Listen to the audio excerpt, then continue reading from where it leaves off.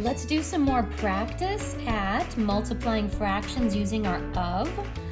Let's see, we're going to practice our Pizzazz, page C51, and I picked out a couple of examples from C51 that we're going to do together.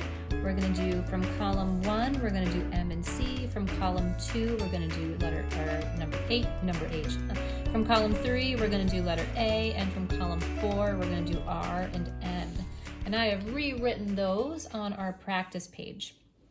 So from the first column, problem N, we're finding 1/3 times 21.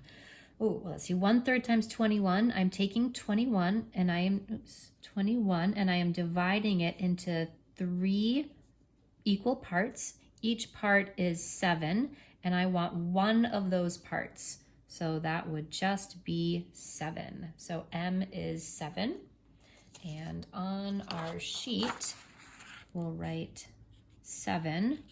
And let's see, down here it says answers for columns 1 and 2. And 7, I'm going to write M because that was there. There we go. All right, for column 1, problem C, we're finding 3/4 times 36. Okay, so I'm taking 36 and I am dividing it into 4 equal parts. That means each part is 9 units long. That means 1/4 is 9 units. And how many of those do I want? I want 3 of them. So I'm going to multiply by 3. 9 times 3 is 27.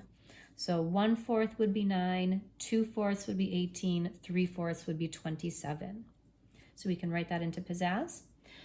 Column 2, problem H, is 40 times 3/8. Now you notice the problems that we've done before, the fraction was listed first and the whole number was listed second.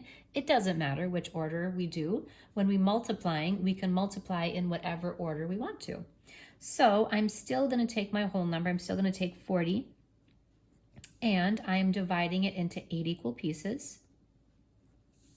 Each piece is going to be 5 units long. So that means 1/8 is going to be 5 units long.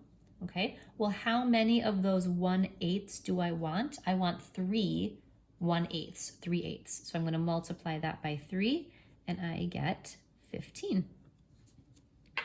So in our Pizzazz, it says answers for columns 3 and 4. Oh, but I was still on column 2, wasn't I? Yep, I was still on column 2. So column 2, the answer was 15. So I go over to 15 and that was H. All right, going on to column 3. Column 3, problem A, I'm trying to find 7/10 of 50. Remember, of, our keyword of means multiply. I can also just say I'm doing the problem 7/10 times 50. Both are saying the same thing. So I'm starting with 50 and I'm breaking it into 10 equal pieces. So 50 divided by 10 is 5. That means each of those pieces is 5 units long. That means 1/10 is 5 units long. 1/10 is 5. I want 7 of those tenths. Well, I am multiplying that by 7, and that gets 35. So 7/10 of 50 is 35. And every now and then you can say, does this make sense? Well, 7/10 is more than half, right? That would be 5/10. Half of 50 is 25. So I should get a little bit more than 25. Did I? Yeah, I got 35. If I got if maybe I said, oh, the answer is 5 because I forgot to multiply it by 7. And I said 7/10 of 50 is 5. Something should go off in your head like, ding, ding, ding, ding. Wait a second, that doesn't make sense. 7/10 is over half. Half of 50 is 25. I should be getting more than 25. 5 is not more than 25. So always kind of think, does this make sense? That can help us if we end up making a silly mistake. Going on to column 4. Now, column 4, we are converting things using these conversion measures. We're saying 1 yard is the same as 36 inches. 1 pound is the same as 16 ounces. I don't know why we abbreviate pound, LB, but we do. 1 quart is the same as 32 ounces, and 1 hour is the same as 60 minutes. So problem R is saying I want to find 1/3 of a yard, but how many inches is that? Okay, well, I know 1 yard is 36 inches. So I'm really saying what is 1/3 of, that means multiplying, 1 yard, but I want to do it in inches, so I'm going to say 36 inches. So 1/3 of 36 inches, which is the same thing as a yard. Okay, so that's the problem that I'm doing. Well, 1/3 of 36, that means I'm taking 36, I'm dividing it into 3 equal pieces. That's going to give me 12.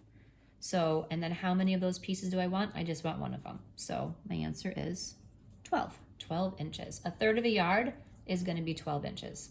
12 inches plus 12 inches plus 12 inches equals 36 inches, which is a yard. All right, problem N is asking for 5/8 of a quart, and it's asking for that in ounces. Well, let's see, quart and ounces. 1 quart is 32 ounces. Let's write that here. 1 quart equals 32 ounces. So what am I doing? I am finding 5/8 of multiplying a quart, but 1 quart is 32 ounces, so 32.